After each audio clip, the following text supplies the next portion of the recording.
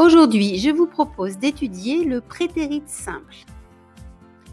Pour ce qui est de sa formation, on distingue les verbes réguliers qui se conjuguent tous de façon identique et les verbes irréguliers qu'il faut apprendre par cœur. Ainsi, à la forme affirmative, on place le sujet devant le verbe au prétérit qui se forme en ajoutant D ou ED à la base verbale des verbes réguliers. Par exemple, Marlon Brando popularized the T-shirt in the 1950s. Notez que pour les verbes irréguliers, le prétérit correspond à la deuxième colonne de votre liste. Pour les formes négatives et interrogatives, on utilise un outil supplémentaire. C'est l'auxiliaire did, qui n'est autre que le prétérit de do. Lorsqu'il est présent, le verbe ne se met pas au prétérit, il est à la base verbale. À la forme négative, le sujet est placé devant did, qui porte la négation, suivi du verbe non conjugué. Par exemple, She didn't speak during the yoga exercise.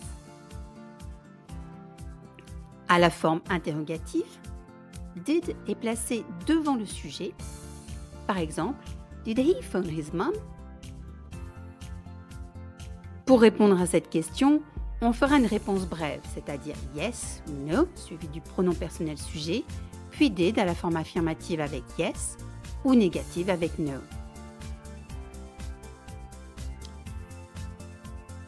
Notez que be est un cas à part. C'est un verbe irrégulier qui a deux formes. Was avec I, he, she ou it et were avec we, you ou they. Be est à la fois un verbe et un auxiliaire, il n'a donc pas besoin de did. Il se suffit à lui-même. À la forme affirmative, il se conjugue donc comme dans cet exemple. James Dean was a popular actor. His fans were fascinated by his charisma. À la forme négative, il porte la négation. She wasn't here, so we weren't happy. À la forme interrogative, c'est lui qui se place devant le sujet. Were you late for the movie? Was the film good? Le prétérit est utilisé pour parler des actions passées et terminées, qui n'ont pas de lien avec le présent, contrairement au present perfect. Avec le prétérit, on emploie souvent des expressions temporelles qui renvoient à un moment précis du passé, comme yesterday, last week, last year, last month, une date, une période comme when I was a child. On sait quand s'est déroulée l'action.